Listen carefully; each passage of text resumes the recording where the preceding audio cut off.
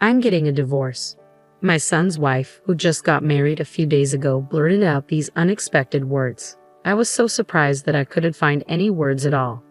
My son had just had an emotional wedding a few days ago. They should be on their honeymoon right now, and yet here she was back alone, delivering this unbelievable statement.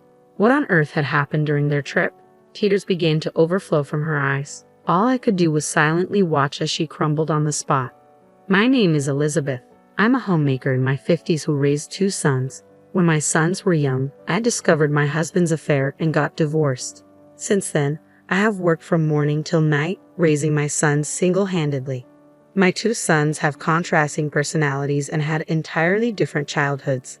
My elder son, James, is smart and did well in school. He secured a scholarship to a prestigious university. After graduation, he landed a job at a well-known major corporation. 2 years ago, he married a woman his age from his workplace, and they are now happily living together. On the other hand, my younger son, Ethan, was always a challenge. When he became a middle schooler, he joined a group of delinquents and started causing trouble at school. I was called to the school many times to apologize for his behavior. When he started a small fire at the school, I had to compensate for the damage. Ethan, raised in a not-so-wealthy single-parent household, might have felt inferior to others. His unexpressed feelings may have led to his problematic behavior. I worked hard to get Ethan through high school.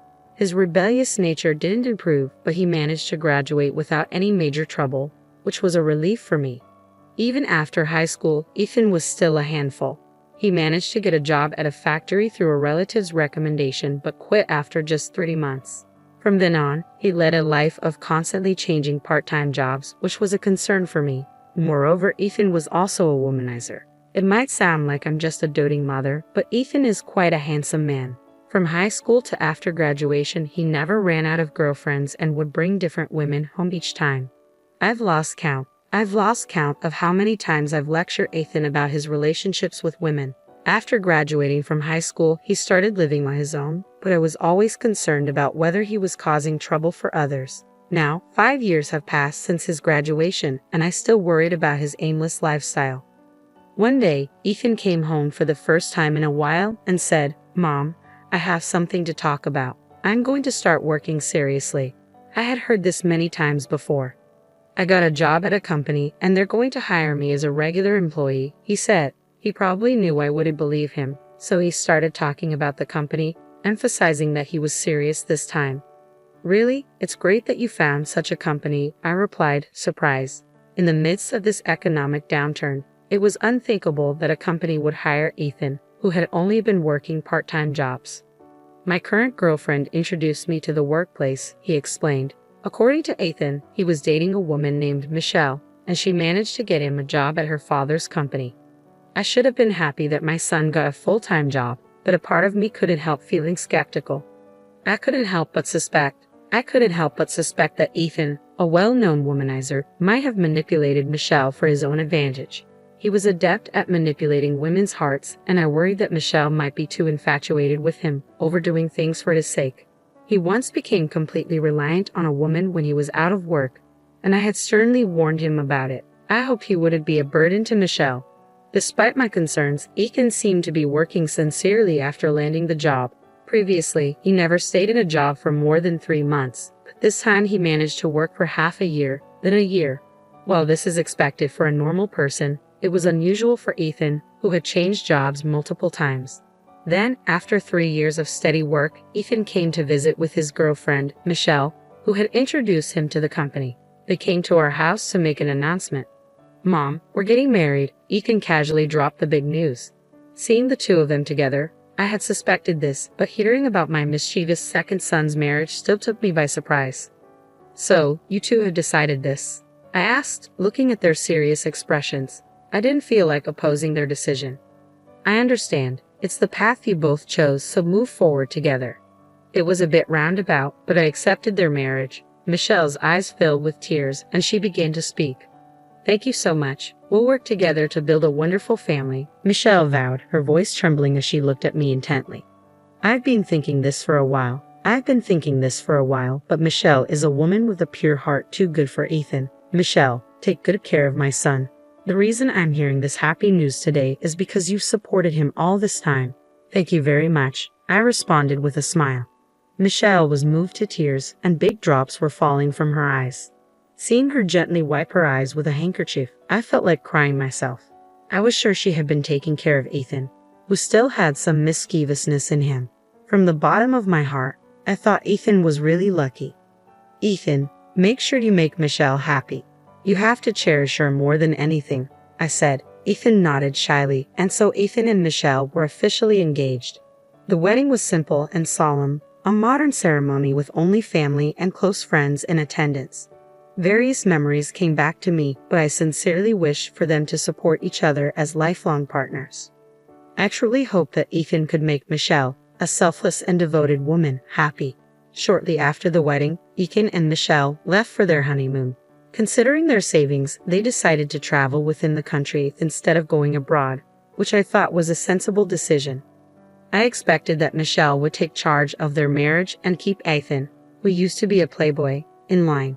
But such expectations abruptly turned into despair. It was 3 days after they left for their honeymoon. When I was relaxing at home alone, the doorbell rang. Wondering who it might be, I opened the front door, and to my surprise, it was Michelle. What on earth happened? Weren't you on your honeymoon? I asked, astonished. Michelle stood there with an utterly drained expression, and Ethan was nowhere to be found. Something unusual must have happened. For the time being, I invited her in and sat her down in the living room chair. Michelle began to speak in a feeble voice. Mother-in-law, I'm sorry. I'm getting a divorce. Her words were shocking. After all, they had just gotten married a few days ago. For the bride to be speaking about a divorce so soon was unimaginable. Ethan, did something happen? I hesitantly asked. Michelle had returned alone in the middle of their honeymoon. Something unbearable must have occurred. After a moment of silence, Michelle quietly spoke. He was having an affair. I was speechless. These were words that should never be uttered by a newlywed bride. He was still secretly seeing his ex-girlfriend, who he was supposed to have broken up with. What? My mind was starting to spin. Ethan, who had pledged an eternal vow at their wedding, was cheating, secretly getting back with his ex-girlfriend. This shouldn't be happening. And Ethan, while we were on our honeymoon, Michelle began to sob, covering her mouth with her right hand. I was dumbfounded, unable to find words. Introducing a mistress to your wife during your honeymoon? I had never heard such a story. How could my son do such a terrible thing? Tears streamed down Michelle's cheeks. The sparkle in her tear-filled eyes was not the blissful one she had just a few days ago. It was a sparkle tinged with the pain of betrayal by the one she loved.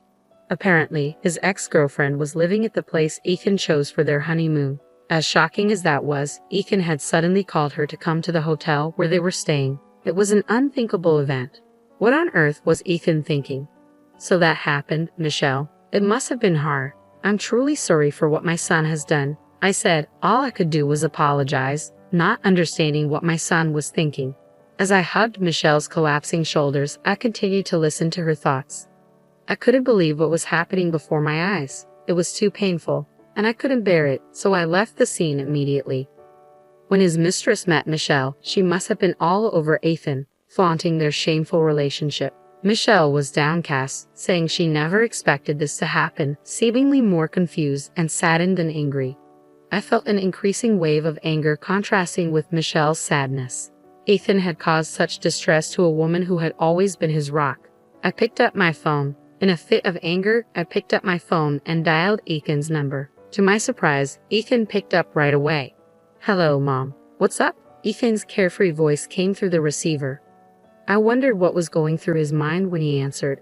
Ethan, where are you right now? I tried to start the conversation as calmly as I could. He must know that Michelle is missing. I expected him to say something about that and waited for his reply. Well, isn't it obvious? I'm on my honeymoon, enjoying it with Michelle. Did you call just to interrupt us? Ethan was still playing dumb. He didn't seem to understand why I was calling.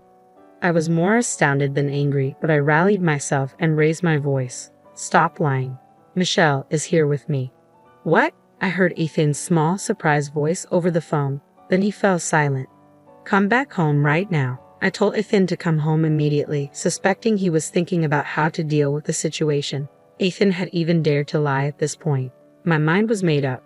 Michelle was still crying with her head down even while I was on the phone with Ethan. I offered her the most comforting words I could muster. I couldn't believe my own son could be so foolish.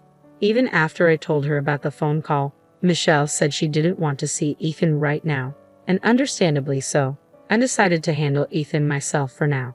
I called Michelle's parents to inform them of what happened, then I drove Michelle back to her parents' house. Her parents were furious, needless to say. All I could do was apologize profusely on behalf of my foolish son. When I got back home, I prepared myself for the confrontation with Ethan. I was exhausted, but even so, I waited for my son to come home. When night fell, Ethan finally arrived. "I'm back," he announced with a troubled smile, as if he still didn't understand the gravity of what he had done. Every time I saw his face, my anger kept rising. "Ethan, you've really messed up this time," I said. Ethan wore a look of pure annoyance. "My ex-girlfriend said she was close by and wanted to see me," he replied, grinning foolishly, as if he might have given Michelle the wrong idea. He seemed to believe he had done nothing wrong. He claimed running into his ex-girlfriend was just a coincidence and that she had reached out to him. He made these sorts of excuses. "Ex-girlfriend? Aren't you still seeing her? Did you really call her in the middle of your honeymoon?" I threw these piercing words at him. Visibly embarrassed, Ethan responded, "Well, we were only seeing each other occasionally." He might say that, but I could tell that after Ethan broke up with his ex and started dating Michelle, he continued having a physical relationship with his ex. She was what you might call a friend with benefits. When I confronted him about this, Ethan readily admitted it, almost as if to say, "What's the big deal? It's just like having a friend.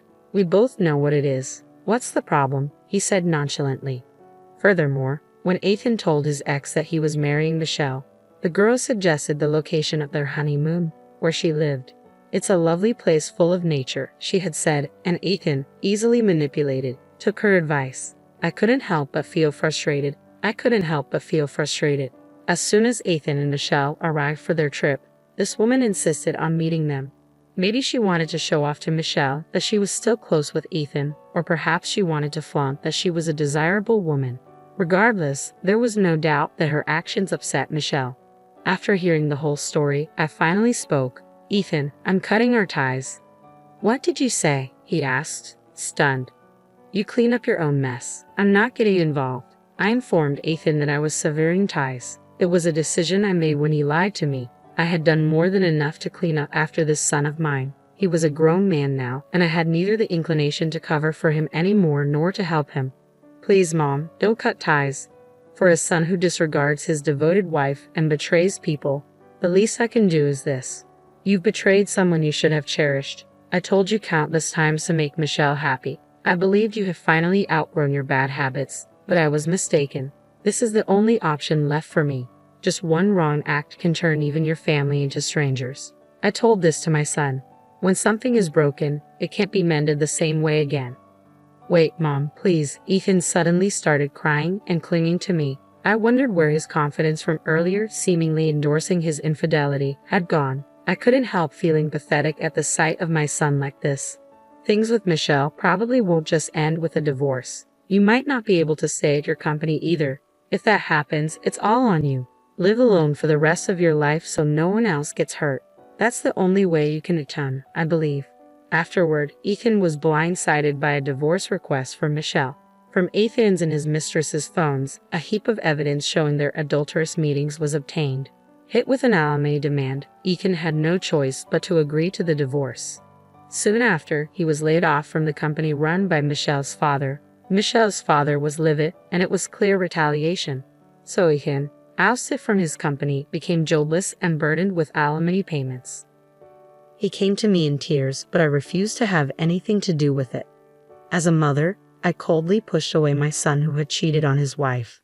However, considering his character, he might run away, ignoring the alimony payments if left alone. In the end, as my duty as a parent, I introduced him to a job at a company run by an old friend of mine. To be frank, the work there is downright grueling. My friend, who had a rough youth like my son, still has a somewhat intimidating character. Ethan works under his watch, and it seems like his days are filled with work from early morning till late at night. I made him promise beforehand to deduct the alimony payment. I want nothing more than for my son to experience harsh social punishment. I have been getting reports that the payments are being regularly deposited by Michelle. I had been feeling down from this incident, but my other son James gently supported me. James gave me wonderful news. His wife was pregnant with twins. Eventually, his wife safely gave birth, and I joyfully became the grandmother of 2 grandchildren. James's family decided to move right next to me. After being troubled by my younger son, my eldest gave me the gift of a peaceful life. Now I'm spending my peaceful days interacting with my sweet grandchildren.